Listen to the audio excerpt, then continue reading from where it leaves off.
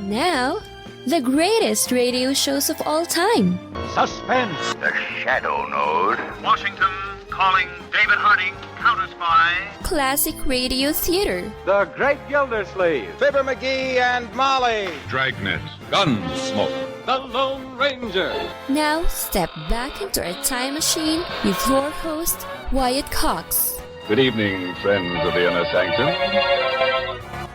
Vincent Price stars in The Adventures of the Saint. Yes, Simon Templar, as it was originally broadcast on July 9th, 1950, and it appears someone wants Simon Templar killed.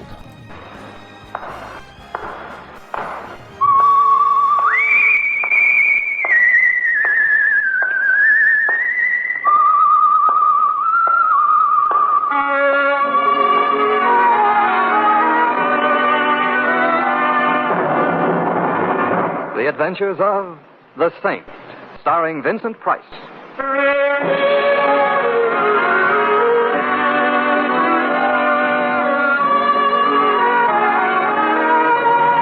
The Saint, based on characters created by Leslie Charteris and known to millions from books, magazines, and motion pictures. The Robin Hood of modern crime now comes to radio, transcribed, starring Hollywood's brilliant and talented actor Vincent Price as the Saint.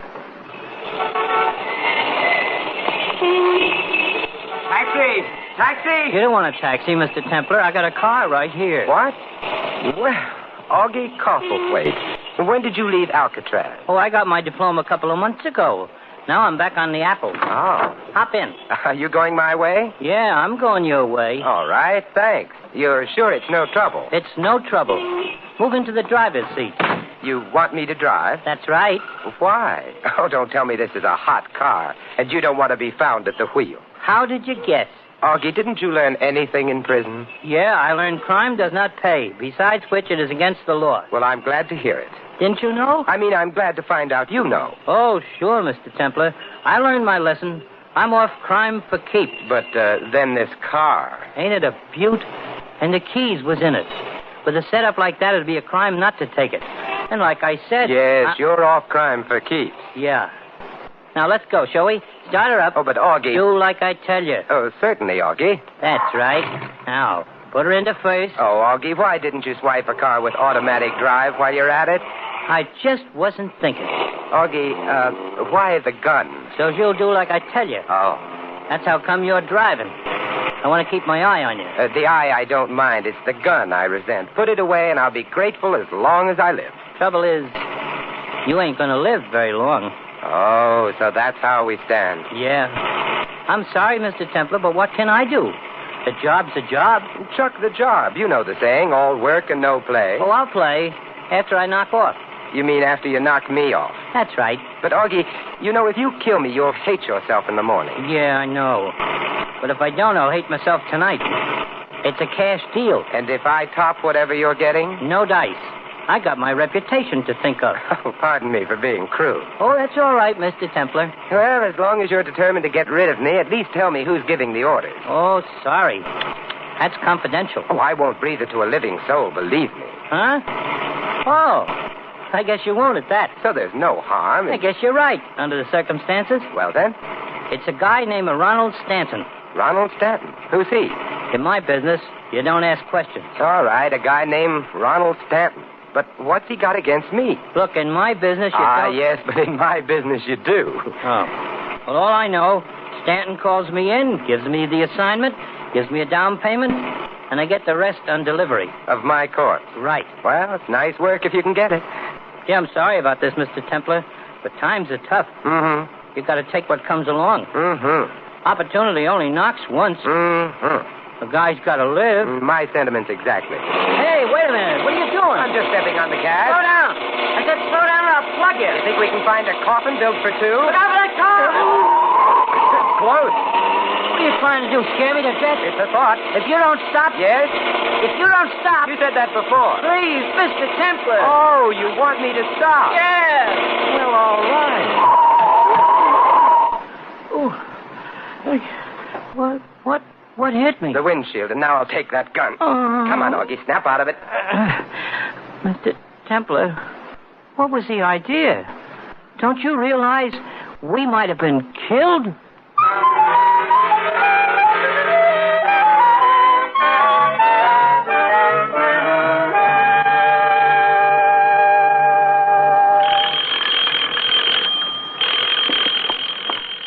Never mind, Johnson. I'll get it. I'm expecting visitors. Very good, sir. Yes? Are you Ronald Stanton? Yes, and you? Simon Templar. Simon Templar. As I live and breathe. No, as I do. A surprise, isn't it? Where's Augie? Nursing a headache? Oh, dear me, I should have known. May I come in? I want to talk to you. Certainly. Said the spider to the fly. But before you get any ideas, Mr. Stanton, I've left word I was coming here. So for your sake... I quite understand. Come in. Right. Now, you have nothing to worry about, Mr. Templar. I am constitutionally incapable of violence. That's why I'm forced to depend upon dullards like Augie. Mm-hmm. As a matter of fact, I'm really in every way unsuited for the sort of work I've engaged in. I should have been an artist. I have the soul of an artist, the temperament of an artist, the intellect of an artist. Then why aren't you an artist?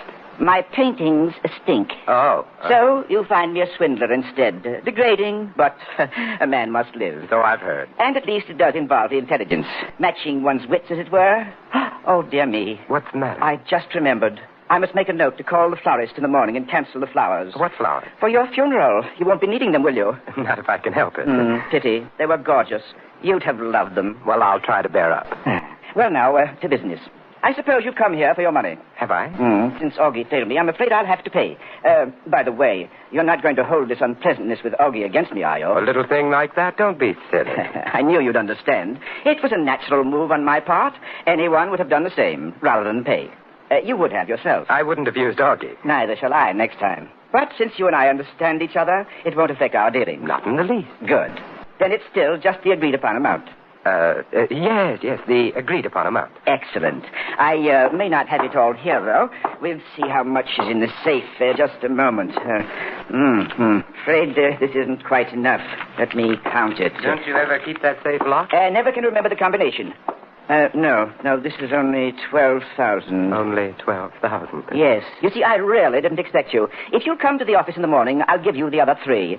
Will you be there? Unless I wake up in the meantime. Good night, Mr. Stanton.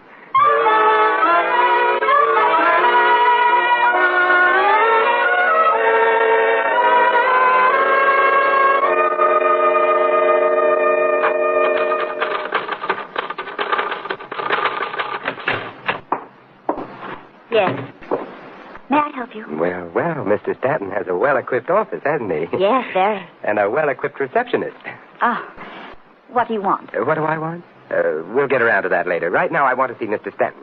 Who shall I say is calling? Simon Templar. Simon Not the saint. All right, not the saint. Oh, but you must be. All right, I am. Well, I wish you'd make up your mind. Well, I'm really Bulldog Drummond, but I'm traveling incognito. Now, may I see Mr. Stanton? Just a moment.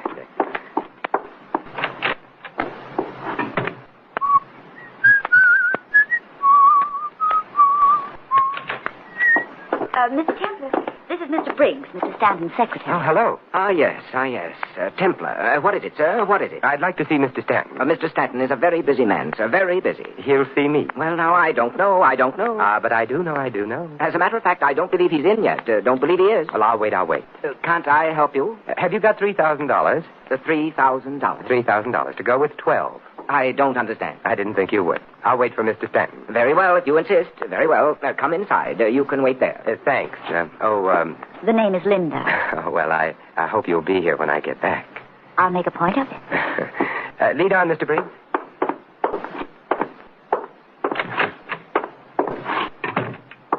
You can wait in my office. This door right here. Go on in. Thanks. Do you... Oh... July 9th, 1950, The Adventures of the Saint on Classic Radio Theater with Wyatt Cox. Mike Lindell and MyPillow offering the BOGO extravaganza right now on a whole slew of MyPillow products. Now you can find all sorts of great deals on MyPillow bed sheets, Giza Elegance MyPillow 6-piece towel sets, Roll and Go Anywhere pillows, much more, all priced buy one, get one free. Go to mypillow.com/USA, use promo code USA, or call 1-800-951 8175 and find you some great MyPillow products. They're all available. Oh, by the way, you can also get Mike's book absolutely free with any purchase, but you have to go to mypillow.com/USA or call 1-800-951-8175 and make sure you use the promo code, the Buy One, Get One Extravaganza, going on right now at mypillow.com. Now on Classic Radio Theater with Wyatt Cox, more The Adventures of the Saint, starring Vincent Price, July 9th, 1950.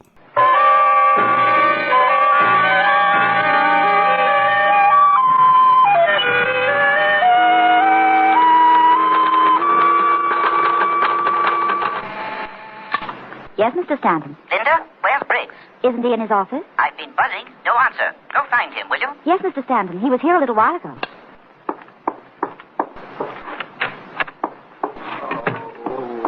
Mr. Templer. What's the matter? I've just been put to sleep, and with you in my dreams, I don't want to wake up. But what happened? You took the words right out of my mouth. Where's Mr. Briggs? I wouldn't know. Is he the one who knocked you out? I wouldn't be surprised. But why? That, as they say, is the question. And why did he tell you that Mr. Stanton wasn't in? That, as they say, how many questions are there? And as long as questions seem to be in order, allow me... is Mr. Stanton in? Yes, he's been in all morning, so I couldn't understand Look, what... help me up, will you? Oh, of course. Oh, thanks. What? It's nice. Leaning on you. I must remember to get knocked out more often. Do you think you can walk? Probably, but I don't feel inclined to find out. Well, we can't just stand here with our arms around each other. Can't we? Well, on second thought, perhaps we can. On third thought, we can't. Here comes Mr. Stanton. Well, isn't this chummy? This is Mr. Templer, Mr. Stanton. He's just had a frightful experience, and Frightful? Quite the contrary, I'd say. I mean, he was knocked out. Naturally. One look at you and any man... I mean, literally. With a sap, a blackjack. What? Oh, no. Oh, yes. But that's incredible. Who? Why? I'm afraid you'll have to ask your secretary. Oh, yes, Briggs. Where is he? I can't find him, Mr. Stanton. He seems to have left the office. Could he have left without your seeing him? Yes, Mr. Templer. Through the back. But are you trying to say that Briggs knocked you out, Mr. Templer? Is it so hard to believe? I just don't understand it. Well, I came here for sugar, so I suppose he decided to give me my lump. Quite good. Ah, yes, sugar. You want the 3,000. I'll get it for you, Mr. Templer. All right. And we're agreed this settles my account with you, eh? Yes, Stanton, it does. But I still have an account to settle with Mr. Briggs.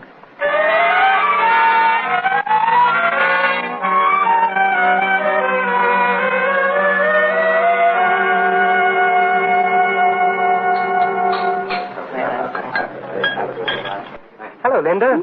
Oh, Mr. Templer. I didn't expect to see you. I invited you for dinner. Did you think I'd stand you up? I mean, under the circumstances. What circumstances? Haven't you heard? They've found Briggs. Good. I'll settle with him later. Right now... But aren't you afraid you'll be seen? Now, don't tell me you have a jealous husband. I don't have a husband. There, you see, life can be beautiful. But the police... are a very dull topic of conversation. I prefer... But they're looking for you. For me? Yes.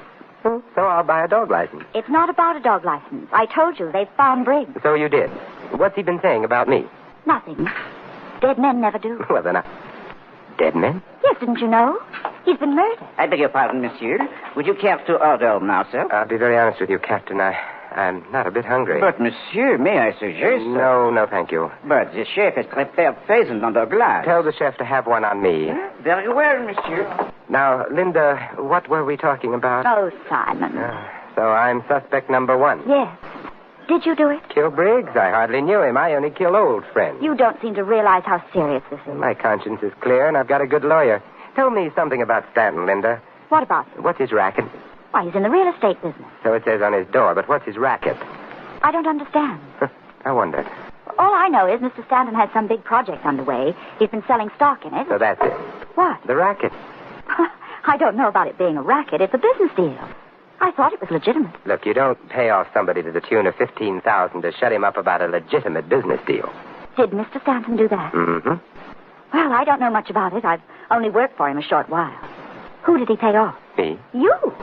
But you said you didn't know. I didn't. But then we all make mistakes. You mean Mr. Stanton is a swindler, and he thought you found out, so he paid you to shut up? Mm-hmm, that's right. And you accepted his money? Well, it seemed a shame to spoil his fun, but I'll contribute it to a worthy cause. Do you feel like a worthy cause? But what made Mr. Stanton think that you knew? Briggs, obviously. He must have been blackmailing Stanton in my name. Why your name? If I say so myself, Linda, and I do, it's a name that carries weight with the underworld. But why didn't he use his own name? He anticipated Augie. What? Blackmail is a hazardous occupation. Briggs wanted to avoid the hazards, so he used my name, probably intending to send a messenger for the money. But Stanton jumped the gun by sending Augie after me. Who is Augie? One of nature's mistakes. That's not very specific. If I were any more specific about Augie, I'd spoil your appetite, and it's time for dinner. So let's forget about Augie and order, shall we?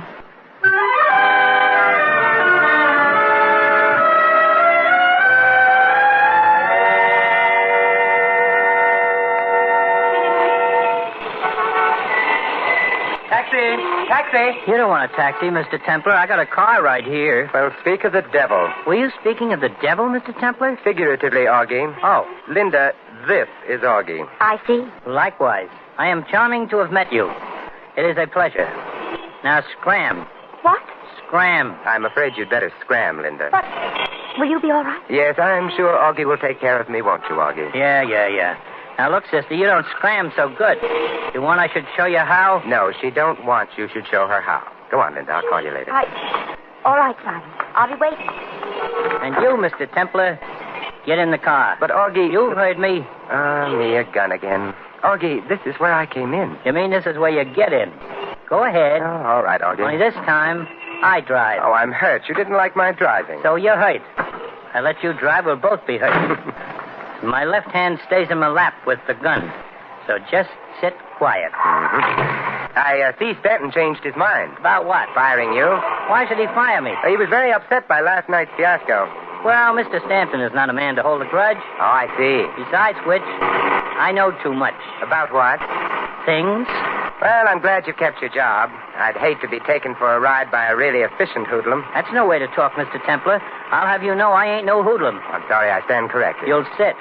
Right where you are. Yes, Augie. And no tricks this time. No, Augie. We ain't going to have another Fabasco. No, Augie. I am a careful driver. So I see. But now let's see how you do with my foot on yours. Hey! Just watch where you're going, Augie. Get off my foot! All right, Augie. Hey! Congratulations, Augie. You're really alert. The way you grab that wheel, of course, when you grab the wheel, I grab the gun. Oh, this is getting monotonous. Well, I'm willing to quit if you are. Believe me, Mr. Templar, I am giving it serious consideration.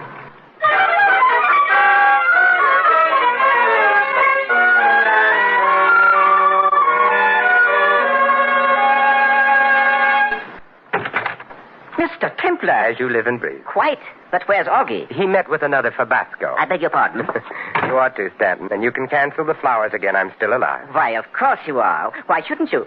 Oh, dear me. Did you think that Augie was trying to kill you again? Wasn't he? Dear me, no. I simply asked him to bring you here. He doesn't extend a very cordial invitation. No, I'm afraid not. But here I am anyway, Stanton, so what do you want? It's rather difficult to ask without Augie. It shouldn't be hard to ask. It might be hard to get. Yes, but since Augie failed again, why did you come? To find out why you sicked him on me again. I understood that when you paid me off this morning, we were quits. Ah, but that was before the murder. That alters matters. How? You have $15,000 of mine. Yours? I don't wish to discuss ethics, Mr. Templar. Let's just view this pragmatically as simply a bit of tit for tat, as it were. Very well, pragmatic tit for tat. What does it mean? I paid you $15,000 for silence. I thought you might care to repay me the 15 for same. What would I want you to be silent about? Your whereabouts. The police are looking for the man who was in Stanton's office this morning. I see. If you were here in Augie's custody, I could offer you the choice of freedom or arrest. But since Augie once again failed me, the whole matter becomes an academic question. Mm-hmm. But you can't blame me for trying. After all, you would have done the same. In fact, you did the same, eh? Every man for himself. And no hard feelings, right? Quite.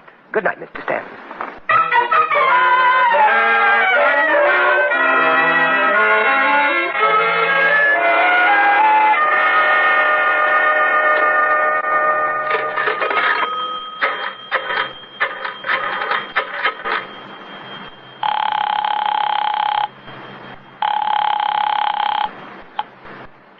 Hello, Linda. Oh, Simon, are you all right? Fit as a bull fiddle. Linda, do you have a key to the office? Yes. Good. I'll meet you there in 20 minutes. Why? Because I don't have a key. I mean, why do you want to get into the office? To find something. What? A clue. What clue? How should I know? I haven't found it yet. Don't you expect to? With your help. All right, I'll be there. But look out for Stanton. Why? I have an idea he'll be coming, too. Oh, did you ask him? No, but I don't think he needs an invitation. And you don't want him to see me? Not until we're in the office. I don't want to scare him away. Oh, it begins to sound ominous. You afraid? Not as long as you're there. I wonder how I ought to take that. As a compliment. All right. I'll be waiting, Linda. Hurry.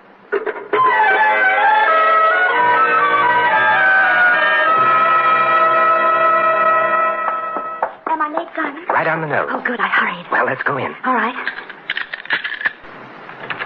Now, don't turn on the light. I don't want Stanton to know we're here. Whatever you say. But what makes you so sure he's coming? I just paid him a visit.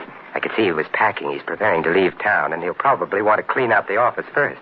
He's running away? So it would seem. Well, now what do we do? I'm going in back to see what I can find. You stay here at your desk. If Stanton comes, buzz me. You mean I stay alone in the dark? I'll only be a minute, then we'll stay together in the dark. All right. Can you find your way to the door? Yeah, I found it. I'll be right back. All right.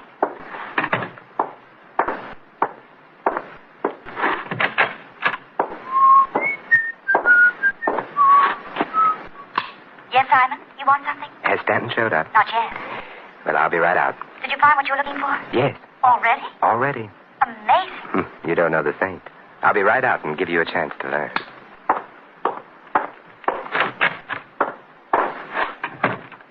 Simon? Yes, Linda. What did you find? Do you see what I see? I don't see anything. It's so dark. At the door. Silhouette. Oh. July 9th, 1950, The Saint on the Classic Radio Theater with Wyatt Cox. The conclusion and another yours truly Johnny Dollar story next. Radio? Why should I advertise on radio? There's nothing to look at, no pictures. Listen, you can do things on radio you couldn't possibly do on TV. That'll be the day. All right, watch this. Okay, people, and now when I give you the cue, I want the 700-foot mountain of whipped cream to roll into Lake Michigan, which has been drained and filled with hot chocolate. Then the Royal Canadian Air Force will fly overhead towing a 10-ton maraschino cherry, which will be dropped into the whipped cream to the cheering of 25,000 extras. All right, cue the mountain.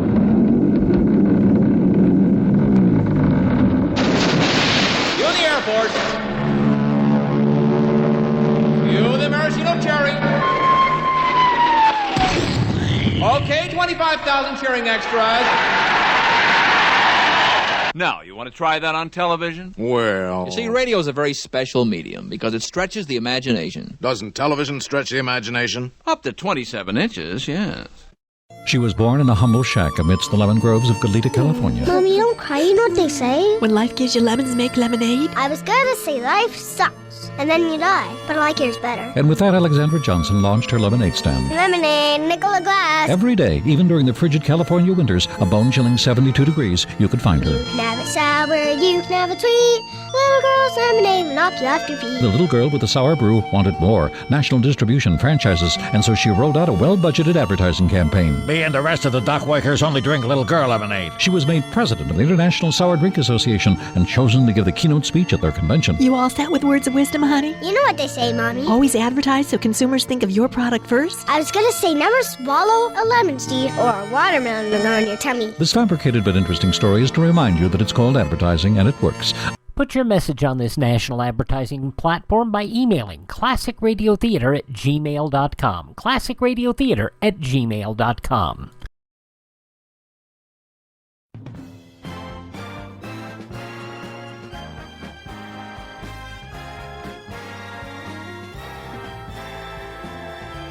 Now on Classic Radio Theater with Wyatt Cox, the conclusion of The Saint, July 9th, 1950.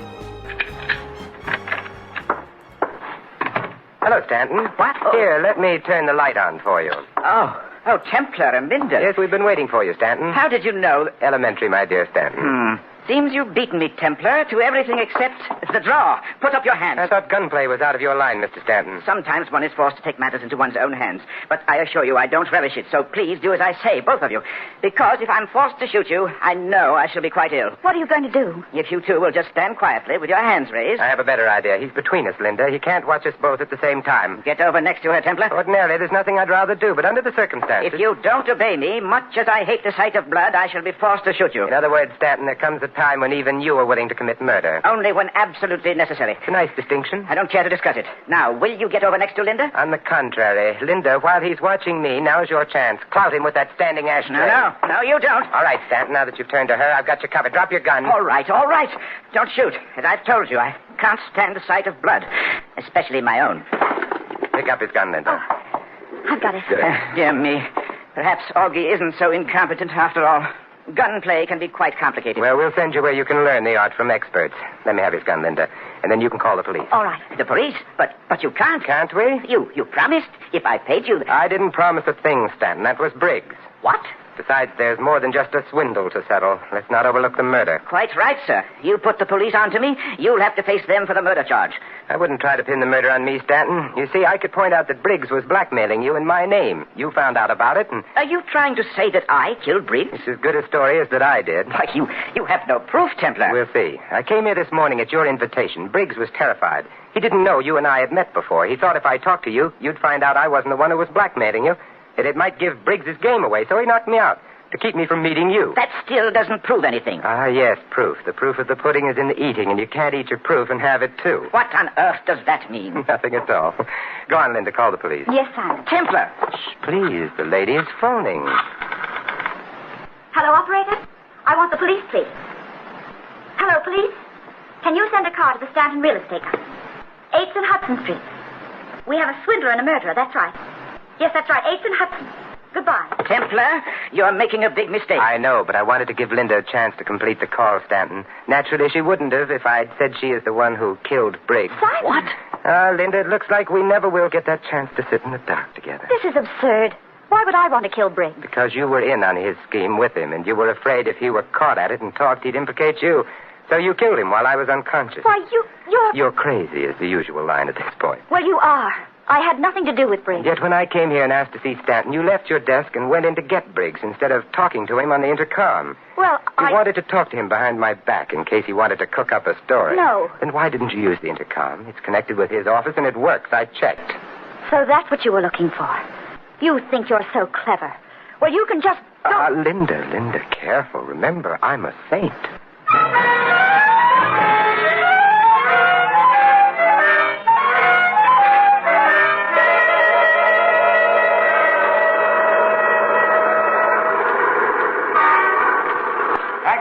Taxi.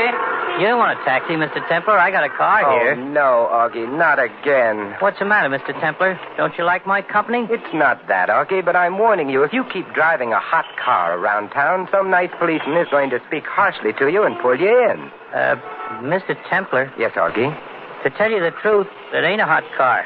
Not even slightly warm? Nope. I bought it. Paid cash. But... gee, I wouldn't like it to go no further. Oh, I understand, Augie. Don't worry. I won't say a word. I realize what it would do to your reputation.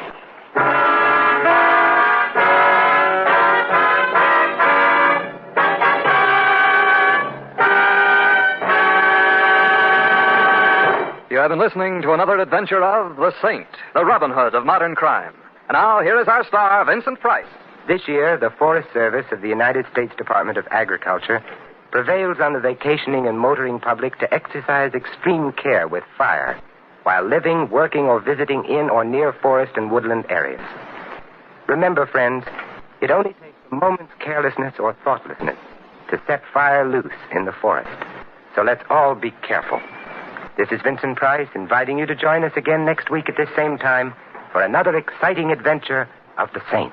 Good night.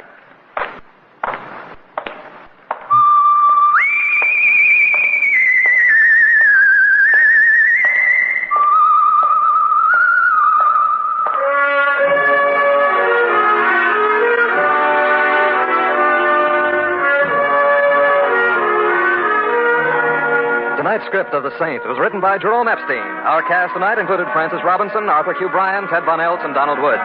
The music was composed and conducted by Von Dexter. The Saint, transcribed based on characters created by Leslie Charteris, is a James L. Safier production and is directed by Helen Mack. Vincent Price can now be seen in the Universal International picture Curtain Call at Cactus Creek. And all you Saint fans will be glad to know that the Saint comic books are on sale at all newsstands. Your announcer is Don Stanley. July 9th, 1950, The Saint on Classic Radio Theater with Wyatt Cox. You ever make a change and then think, why didn't I do this years ago? Well, that's how people feel about switching to Medishare for their health care, especially now with inflation the way it is. People are very happy with the savings. Most families save about $500 a month when they switch. It's a huge help when prices are going up so fast in so many other areas. And Medishare's customer satisfaction rate is double that of health insurance. It's just a different experience, and people really like that. Medishare is an alternative to health insurance. It's a community of Christians who share each other's healthcare bills, and it's been going strong for over 25 years. It really is the gold standard, the most trusted name in healthcare sharing. Find out why people love it, find out why they rave about the customer service, and find out how good it feels to save some money right now. They're super easy to talk to. Here's the number, 833-34-BIBLE. That's 833-34-BIBLE, 833-34-BIBLE. Now on Classic Radio Theater, we start a brand new yours truly Johnny Dollar story. This is the Shady Lane Matter. This episode originally broadcast July 9th, 1956. From Hollywood, it's time now for Johnny Dollar. Pete Carlson, Johnny, Star Mutual. Oh, hiya, Pete. How's the family? Great. The lucky dogs are at Cape Cod for the summer while I toil and fret. What's fretting you at the moment? A letter, Johnny. Listen. If you're wanting to know who murdered Ellen Bates, you pay no mind to that person or persons unknown. You just look real close to home. Look real close to home. Postmark Shady Lane, Vermont. And the signature, I suppose, is that famous old name. That's right. Anonymous. Ellen Bates was killed there a month ago, shot to death. We carried a $10,000 policy on her. And the beneficiary? Ben Bates, her husband. He's got a farm about 4 miles out of Shady Lane. What's the status of the investigation? Stalemate, Johnny. The coroner's jury brought in an open verdict, and there's been nothing turned up since. We were just on the point of paying off the policy. But now, well... All right, Pete, I'll fret for you. If I can find Shady Lane on the map.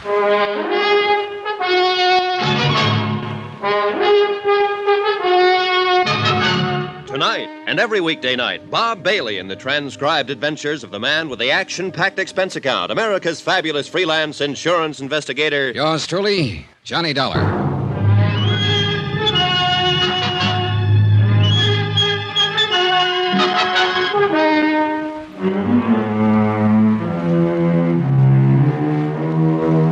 From Special Investigator Johnny Dollar to the Home Office, Star Mutual Insurance Company, Hartford, Connecticut.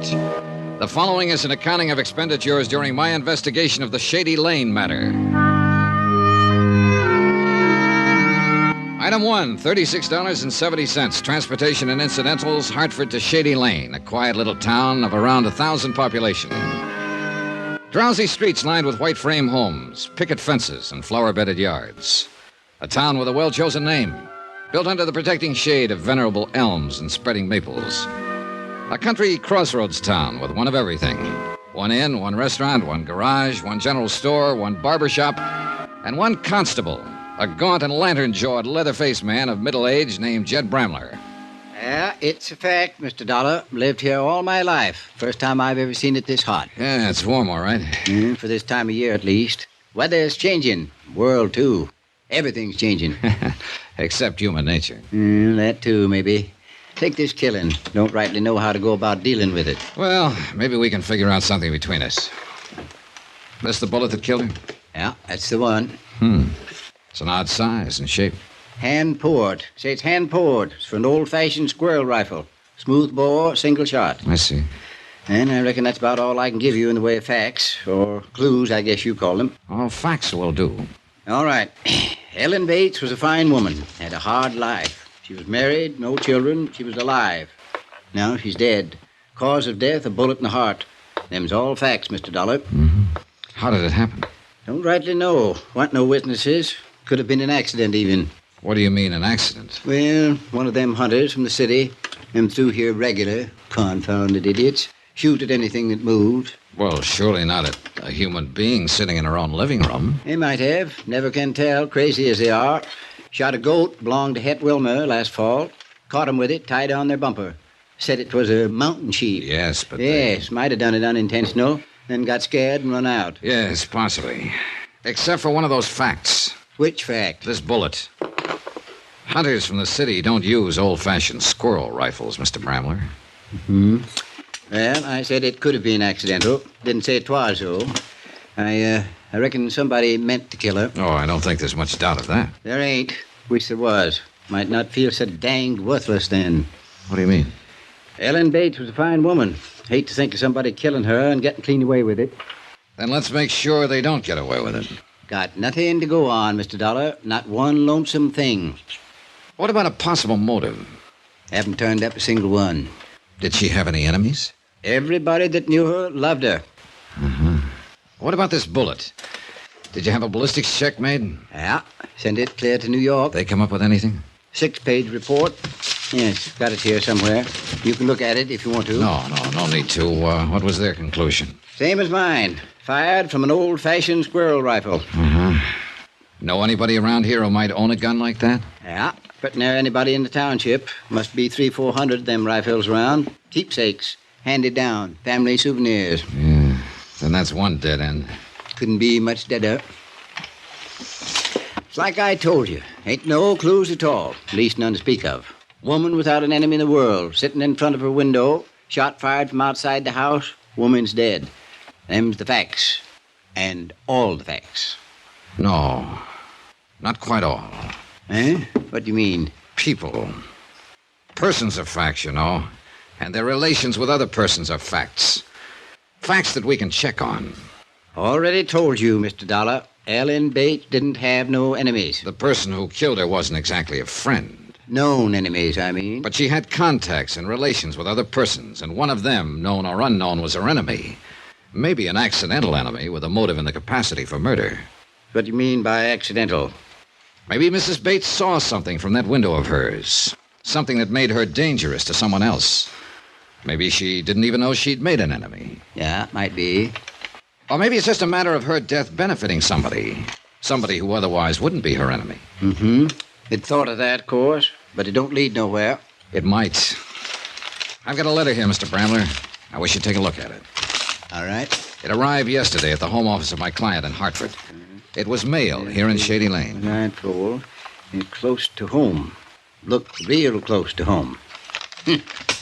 Not signed, eh? No, not signed.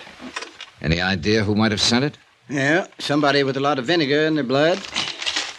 No, don't know. It's a fact. Wouldn't count too much on it if I was you. What do you mean? Well, like you just said, a matter of her death benefiting somebody. So? With that insurance policy like it is, the person that'd benefit most would be her husband, Ben Bates. Forget him. Why? Like you said, motive and capacity. Even if money was motive enough for Ben, he just hasn't got the capacity for murder. Forget him. Is Ben Bates a good friend of yours, Mr. Bramler? Since we were boys together. I see. Mm-hmm. Maybe you only think you see. I ain't making allowances for him. Just know him, that's all. Maybe I'd better meet him. All right. Farm's just out of town a ways. I'll drive you out there if you want. Oh, I'd appreciate that. Only one thing, though. You've got an expense account of some kind, ain't you? Sure, that's right. Why? Well, we're not exactly poor folks up here, but we ain't rich neither. And the township is kind of frugal with their money. I see. Going to have to charge you for the car expense if it's all right with you. Oh, sure. That sounds fine. Yeah, well then. Maybe we could make a couple of other calls on the way. Who do you want to see? Well, mostly I'd like to talk to the coroner here and... You already have. Huh? Yeah, I'm the coroner, Mr. Dollar. Well, are we ready? Expense account item 2, $3 even. Transportation and Constable Jed Bramler's car from Shady Lane to the Ben Bates farm. It was a pleasant trip. Summertime, and a country road winding among the farms, climbing lazily over the ridges. The heady, pungent scent of flax and clover, the hum of bees. But I couldn't completely enjoy it. I kept wondering how much real help I could expect from a constable who'd already made up his mind that the top suspect wasn't capable of murder. A constable who was also coroner, and for all I knew, county attorney and district judge. A constable who might even be, just an idle thought, might even be a murderer. Now, this is the Preeny farm. Ben Bates's place is the next one, about a quarter of a mile. I see. That's Martin Preeny there at the side of the road working on that fence. Might as well pass the time of day with him, I reckon. Were the Preenys and the Bates good friends? Yeah. Real close. Afternoon, Jed. Martin? Township must be getting lax, letting you go gallivanting around on pleasure trips. Being paid for, Martin. Official business. This here's Mr. Johnny Dollar from down around Hartford. Martin Preeny, Mr. Dollar. Mr. Preeny? I do. That's quite a job you're doing there, Mr. Preeny. Well, a rock wall does just fine if you stack them real careful so they lock together. Looks pretty difficult. It takes a knack, no doubt about that, and work and time. But if it's dug in below the frost line, a rock wall will last a lifetime. And that's what I believe in, Mr. Dollar. Planning ahead and building right. That's a good philosophy. And then, too, a rock wall is a sight cheaper than fencing. And right there is his real reason, Mr. Dollar. A man that wastes his substance is a fool and a sinner. I believe in prudence. It's your only virtue, Martin. Fiddlesticks. We got callers, Sarah. Come on out here. No, ain't staying, Martin. Just passing. Just a minute, Martin. Just what so-called official business you on, Jed? Murder of Ellen Bates. Mr. Dollar here is an insurance investigator. He's come to look into it. I see. Well, it's a terrible tragedy, Mr. Dollar. Sad thing for the whole township, especially for Sarah and me. Yes, I imagine so. Yeah, they've been good neighbors. Fine people. Folks about it be proud to know. So I understand. Couldn't help feeling sorry for him. Just didn't seem to get ahead in spite of Ben being a good hard worker and all. And then this, on top of all the other trouble he'd had. Well, what do you mean by trouble? Afternoon, gentlemen. Come here, Sarah. Why don't you meet a friend of Jed's, Mr. Johnny Dollar, my wife, Sarah. Mrs. Preeny. Mr. Dollar comes from Hartford. Hartford? But then he's here for... He works for an insurance company. He's given Jed a hand with this Ellen Bates thing. Oh, yes, I see. Well, don't let me interrupt. I just telling Mr. Dollar what good neighbors the Bates have always been. A body couldn't ask for a better friend than Ellen Bates. Mr. Preeny, you said something about all the other trouble they'd had. Yeah, I was referring to Ellen's illness. Why, after that operation last year, she was pertinently an invalid, you might say. Yeah, Ben had to wait on her hand and foot, along with doing for the house and running the farm. A lot of time he spent taking care of her. Now, Sarah. Not half as much time as he spent hanging around that girl. What girl is that, Mrs. Preeny? Why, that little flibberty-gibbet that works at... Sarah! I'm sorry, Martin, but it's true and you know it. Mr. Dollar, I'm afraid my wife is just repeating gossip she's heard. Ben Bates is a fine young man. Any story to the contrary, idle rumors, nothing more. Well, sometimes the best way to stop an idle rumor is to check into it. If you'd care to tell me who she is. I know the girl, Mr. Dollar. Her name is Millie Wells. She's a waitress at the Shady Lane Cafe. I'd like to talk to her. You can when we get back to town. Well, folks, reckon we'd better be getting on. Hey, Mr. Dollar, Ellen Bates was a fine woman. Whoever it was killed her. I hope you get him. I believe we will.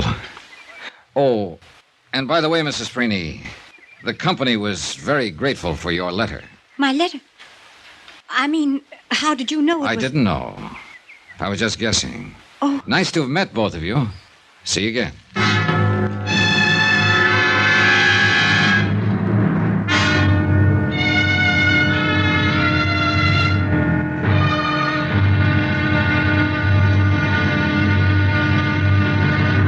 Now, here's our star to tell you about tomorrow's intriguing episode of this week's story. Tomorrow, of two who are not even accused, one confesses and one denies, and both very strangely. Join us, won't you? Yours truly, Johnny Dollar.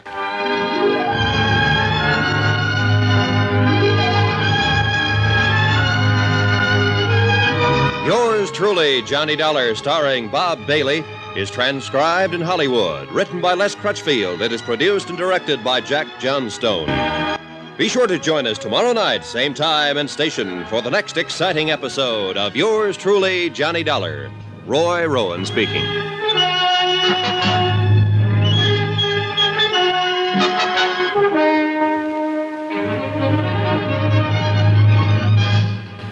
July 9th, 1956, yours truly, Johnny Dollar, here on Classic Radio Theater with Wyatt Cox. We thank you for making us a part of your day. Ask you would thank this radio station, support their advertisers. It's their kindness and courtesy that allows us to be with you each and every time we roll around here on your favorite radio station. Don't forget, if you miss a day, you don't have to miss a single show. You can hear all of our shows on demand through my webpage, classicradio.stream. There you can stream our shows on demand, learn more about building a classic radio collection of your own. You can find all of our social media links there. You can also find all the places where our podcasts have our shows available. And you can contact me there as well, and you can also buy me a copy. And, of course, that copy revenue goes toward building some new classic radio collections, which we have here, and we've been building over these past years. Thanks for tuning in. Tell all your friends the great radio shows are right here at this spot on the dial. Classic Radio Theater with Wyatt Cox on your favorite radio station.